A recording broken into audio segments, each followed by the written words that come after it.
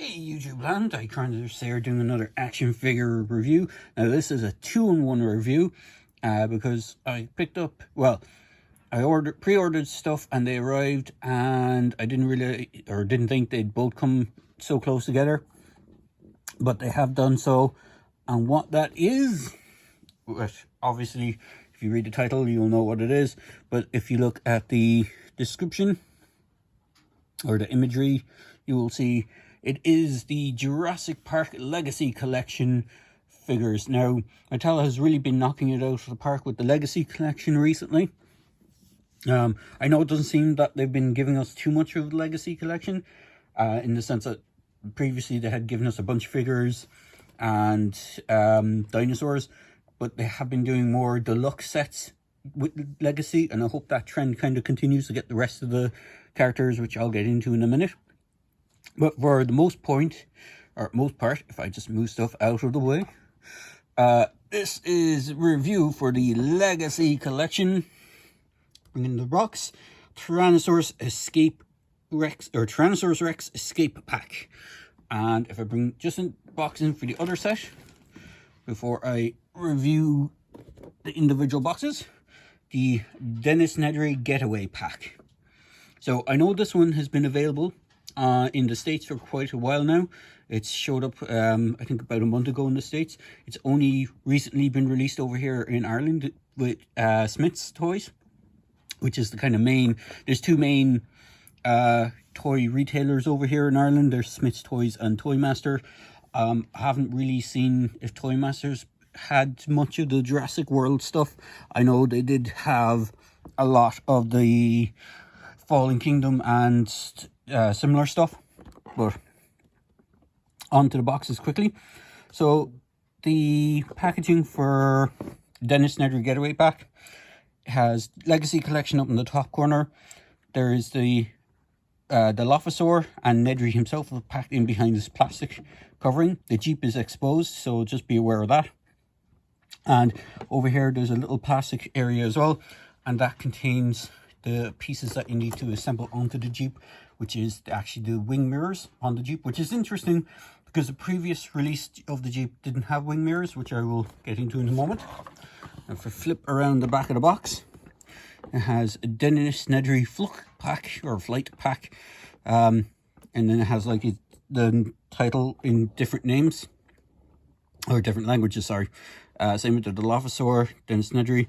Now, the one thing I haven't seen, maybe I missed it, there should be a stick. Yes, Dennis Nedry does come with a stick, which I actually almost forgot he had. So just be careful. I just found it in the packaging. I completely forgot that this tiny accessory is in there. It's in the plastic bubble, so be careful when opening it up. I almost forgot about it and I would have been chucking this box. So just be wary of that. And then for the Legacy Collection Tyrannosaurus Escape set, it's in a window box packaging, which is a lot more secure. Now, I will say, when this arrived, the Explorer, the Ford Explorer, or the car from the movie, was actually loose and floating around. The pieces that hold it in actually had snapped. I'm not sure you can see one of them there. See the white piece there inside the box? They're like a plastic thing that goes up through the bottom of the cardboard and it twists in and holds the vehicle in place. Those had both snapped, so it was loose floating around. And then flipping on around to the back of the box, you have the Tyrannosaurus Rex in different languages, Tyrannosaurus Rex Flux set, which I'm assuming is Escape set as well. In multiple languages. You have Breakaway Roof, which it isn't so much breakaway but more of a push-in feature. It doesn't completely remove. You have Goggles for Tim. You have the first ever movie accurate Tim Murphy figure, as opposed to the Kenner line, which was more, I think, based on the card artwork. The other figure that they showcase is the Apatosaurus from Fallen Kingdom, which I have done a review of already. And then just got how to assemble the Rex's tail on the box. it's very similar. It is the same Rex as the Legacy Collection Rex, just done in a different deco. So while I get things set up, I'm just going to pause it there and we'll get into the figures and vehicles and stuff. Okay folks, let's have a quick look at the vehicles in the sets, then we'll go with the figures in the sets, and then we'll go with the dinosaurs in the sets last. So hopefully this won't be too long-winded. It is two separate sets combined into one review. So I'll try and get through stuff as quickly as possible, but I do want to get into detailed look at the vehicles and stuff, and all the actual dinosaurs and what you get in the sets. So here is the long-awaited Ford Explorer, more movie accurate version compared to the Kenner one. Again, Kenner did do one of these. I don't have one of them to compare it to, so unfortunately I can't do a comparison time. I know the Kenner one would be larger than this because it was to accommodate 5.5 inch figures. Not they were just under 6 inches. So detailing wise, just bring it around, you can see it's quite detailed. Now it doesn't have like a superb amount of paint apps. You could potentially go to town on it and customize it a bit more, because if you look in the back area here, where the boot section is, it's actually quite hollow. There is detailing on the bottom as well. It's actually a spare tire. You even have the thing on the front, the sensor that will go on the rail. Now these two white pieces is what I'm on about what snapped. You're supposed to twist them and then pull them out, but they both snapped on mine. As I said, it was loose, knocking around. But there is engine detail underneath, which is quite nice. You do have opening doors. So you have the front doors tend to open wider than the back rear doors. You do have a steering wheel, which is interesting because if I remember in the film, the steering wheels had like a plastic around them to prevent people from actually using them. But it doesn't have that feature. Now the driver's side door on mine is a bit loose, it pops off, but it makes it easier for you to see the interior. You can see the interactive DVD-ROM is not really there. There's no screen on it. Well, there is a screen, but there's no sticker or anything like that to showcase stuff. In fact, you can see there's a second one at the kind of rear passenger side. The back window doesn't open or anything. You do have the spring gimmick for the breakaway window. It's not the best gimmick, but like it does work. And just to kind of reenact it, you can get the Rex that comes with the set to try and break in. That's really the only kind of feature on it. Now what's interesting as well is from here on, all these are tampoed onto the vehicle. The bonnet, however, is a sticker. You can kind of see that here at the edges. It's actually a sticker that is stuck over it. I'm not sure why they went with that route and didn't just use paint apps on it, but it is interesting to note that. Headlights are again stickers, as is the rear ones, which are behind the guard. You have JP04 for the number plate. You have the Explorer logo. The Explorer logo is quite actually embossed on the back, and again, in fact, actually the rear piece here is actually a sticker as well. So you have sticker on the front and sticker on the back. And is there any other stickers? The Jurassic logos here are actually stickers as well, which is weird because it looks like, oh no, there are stickers on both sides. I thought they were just painted on or tampoed on the front or on the display side, because in the set it's in the box it's like this. But you have stickers, and the only paint apps are the one here. So there is that of note. So moving on to the Jeep that comes with Nedry. So the Jeep that comes with Nedry, I do have a comparison for this one. So here is the original. Sorry if I just move my camera a bit. Sorry about the crap in the background.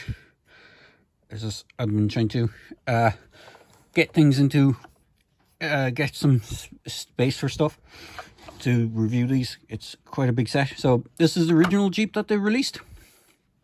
It's the JP18 Jeep, whereas Nedry's is JP12. There is some interesting detail differences. So if I swing around the back, Nedry's actually has a spare tire, which the original one doesn't. You still have the same stickers, and his one does say 12. This piece is removable on Nedry's. The rumble bars on this one doesn't seem to be removable. What's interesting on Nedry's is the interior isn't painted compared to the actual first release. I think it's because the open top, they kind of painted it inside. And unfortunately, mine's a bit dusty and grimy on the inside, as I've had it for a while. And the original one actually has a working tow hook, which I'm surprised they didn't leave on the Nedry one. It's actually just molded on, because you can't really recreate that infamous scene where he's like using the tow hook to try and pull the, or not the tow hook, but the winch to try and pull the Jeep free. I do like you have the light bar at the top. Another downside, which is kind of a shame because they were able to pull it off with the Explorer, is you don't have opening doors on this. So in order to get the figure in, you remove the top. You get your figure into a seated position. You can move arms into kind of a more driving pose, and then you kind of slide them in. And then you also can put the roof back on. So you have Nedry driving, trying to escape back to, was it Pier 13, Pier 19? The East Dock, anyway. Another downside is you can't actually fit the Dilophosaur in properly to recreate the scene. As again, it would have been nice if they could have pulled off an opening door. You could do that. But that's beside the point. And then, as I said, these are new as well. They just plug into the side. I'm not sure if we can take them back out once they're plugged in. I think they're intended to stay in once they're plugged in. And you actually have little kind of stickers on the wing mirrors to represent the glass, which is quite nice. Again, people were saying there should be a red stripe on the back of the Jeep. Similar to this original release, there should be a red stripe going along here just above the wheel arch. And another thing to note is the wheels actually aren't painted. On the original one, it has all-terrain.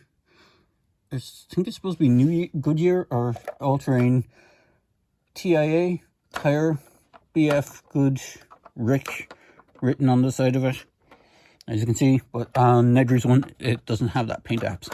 So there's a bit of trade-off between the Jeeps. You have some paint apps, you have some missing. You have some missing paint apps. You have some missing kind of play features, I would imagine, with the winch. But all in all, it's quite a nice Jeep. And you can kind of, if you have the two of them and you take the roof off, you kind of can recreate the scene at the start of the movie when they're driving along in the gas-powered Jeeps.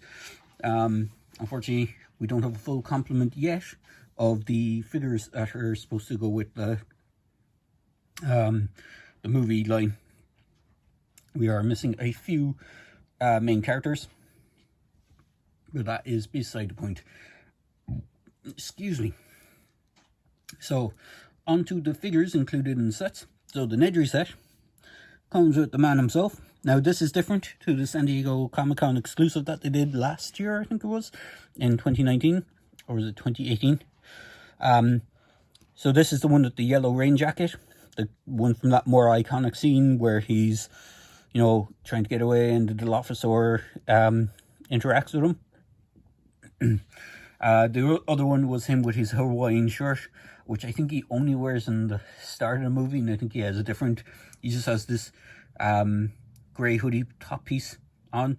I know people have made references to that. He actually wears nearly all the same clothing that the Goonies wear throughout the entire film. So the Hawaiian jacket is similar to the top that Chunk arrives in at the start of the movie. His yellow jacket is similar to the one that Sean Astin wears, I think, or one of the other characters wears later on. I think he has one other look with the hoodie, I think, which is kind of similar to how Brandon looks in the film. So they have kind of made parallels to that. Take that with a grain of salt, or however you want it, but there has been a meme that he was cosplaying as the Goonie characters throughout the Jurassic Park movie. But overall, he's quite nice. He has the standard articulation. Hands can rotate all the way around. Single jointed elbows with a rotation. No rotation in the hands. He comes with his infamous accessory. See? Stick, stupid. Go get the stick. No wonder you're extinct. So, comes with glasses that can be removed, but they are kind of pegged into the side of the head, so they aren't really intended to be removed, but you can do so if you need to. Legs can really undo splits that much because of the jacket. It does kind of get in the way. Feet can go back forward into a sitting position. Can't really go back because of the pants sculpt. Single jointed knees. No ankle articulation, which is kind of the standard running for most of the figures in this line. So you have some quite nice sculpting. And then for the everyone's everyone's kind of not expected, but everyone's highly anticipated figure. This is the Tim Murphy figure from the first movie. So his articulation, if I remember correctly, is very similar to, I'm trying to think of the name of the girl from Fallen Kingdom. I can't. She's like the granddaughter of the guy that was friends with John Hammond, and I can't remember the Lockwood, whatever the name. Is it Maisie? Yes, I think it's Maisie Lockwood. So articulation is kind of similar. If I remember correctly, she didn't have elbow bends, so Tim here doesn't have elbow bends. He does have the same shoulder joint though. He doesn't have any waist swivel, unlike Nedry. Nedry does have waist swivel, and so does most of the other character figures. His legs do have the splits, can kick forward. He does actually have a knee bend, so you can get into a sort of seated position. His head is on a ball joint, and I should have mentioned that Nedry's head is on a ball joint as well, so he can look left and right. He has a slight bit of tilt. Can't really look up or down. Tim can kind of look up a tiny bit, not much tilt, and can go side to side. And his only accessory that he comes with is a pair of the night vision goggles that come with the Explorer that he finds in the trunk, and you can just slip them over his head to recreate that scene where he's looking to see where the Rex is during the night time. I know, unfortunately, so far we haven't gotten a Lex figure, so hopefully that is in the pipework with Mattel, just to complete the kind of overall figure lineup. So the only figures so far out of the line, so we have Muldoon, we have Ian Malcolm, we have Ellie Sattler, we have good old Alan Grant, we have, stop dropping people, we have John Hammond. So we have most of the main hitters. The other figures that we're missing is Lex, Gennaro, the lawyer guy, and Ray Arnold. They're the kind of three main other characters that they interacted with on the film that we're missing. Hopefully Lex is in the pipeline, as I said, and hopefully we will get a Gennaro, I think his name is. Hopefully we'll get him to kind of round out the initial guest characters. So, on to the dinosaurs. Now, I do apologize if this video has been running on quite long. As I said, I want to try and get through everything. So, the Velociraptor, the Dilophosaur that comes with the Dennis Nedry set is this one. This is literally the same Dilophosaur as the Attack Pack. Here is actually the original, very first Dilophosaur Attack Pack Dilophosaur. You can see it has the same accessory, which is the venom spit. It's even done in the same colouring. It just plugs straight into the mouth, and it's in the exact same pose with more paint apps. So you have this brown splotch on the back, which is interesting because the Dilophosaur in the movie didn't have that. The frill striping is more accurate to the movie, which is kind of nice. Here is one of the other ones. I think this is Savage Strike. So you can see the frill has a it has different coloring. It doesn't have that brown splotch. It has similar colored frills, but it is different pose. They have reused this pose quite a bit. So this is the first use of it. This is the multi-pack version. This one came in a multi-pack with other dinosaurs. There was another version with this kind of green color, and I think it had this on it as well. The multi-pack one has this blue, kind of brown blue look. This is the Destructosaur version. Again, very similar, with the main difference is the mouth is articulated. There is a built-in magnetic piece at the top to interact with the dinosaur damaged pieces, and there is that one. And then the last one that they did is this is the other Savage Strike one, which has a water squirting feature. Again, the frills on all the Dilophosaurs they've done so far have been molded to the heads, which is good in one sense, but it's kind of a bit of a shame as well. I wish they would kind of do ones like the old Kenner one, that you'd slide the actual frill over the neck, like what they did with the Amber Collection version, where you have the option of having the frill up or the frill down. I do kind of wish you could do that with these ones. So that brings us all the way to the last dinosaur, which is one that we've seen quite a bit. Rexy. Now, as I said, if I just move my camera a bit, get her a bit more in shot, this is a straight up repaint of the Legacy Collection Rex with a few minor alterations. So just move the Explorer out of the way. So first off, just like the original Legacy, you have to attach the tail. There is a indent. Now, unfortunately, I can't take it back out once it's plugged in. It's intended to be one plug-in piece. There is an indent on the bottom of the tail to show you which side it should go on. So just be wary of that. There is a Dino code on this one. In fact, there is one on the Dilophosaurus as well. I'll just bring that in a bit better. Oh, bear with me a moment. There is a code for the fax app on this one. So you want to pause it there and see if you can get it scanned. So Rex has the chomp feature, just like the original Legacy Collection one. And if I bring in my original Legacy Collection, which I believe is this one. Oop. This is the first version Legacy Collection, so you can see there was a running change on her. They actually changed the tongue on these ones to match more of this, where the tongue is a bit more down.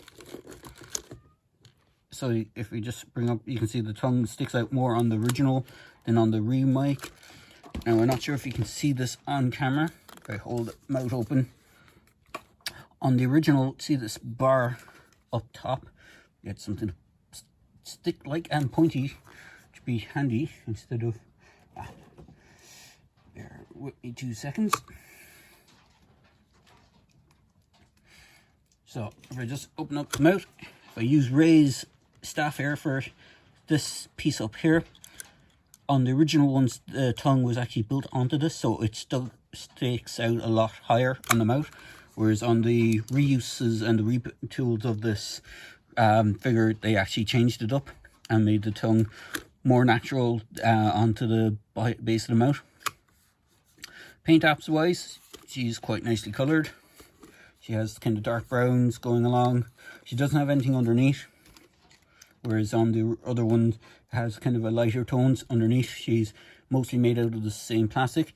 Another interesting thing to note is the ankles don't swivel like on the original one, because when you first got the original one, in order to take it out of the box, you'd have to kind of swivel the thing to get it out, the ankle to get it out of this piece that would clip it in. So there is that. And just bring in another comparison. Here is another Rex. So this is the Destructosaur Rex. So if I open her mouth, you'll see she doesn't actually have the tongue gimmick. Her tongue is actually sculpted as part of her mouth. Sorry, you can't see that too well. Let me just move Rex from the set and bring in. So you can see the tongue is actually sculpted onto the mouth, and there is a big round disc on the roof of her mouth, and that is because it is a magnetic point to interact again with the Destructosaurus or Destructosaur sets, which is a really cool thing. I did pick up a bunch of them, I just never got around to reviewing them.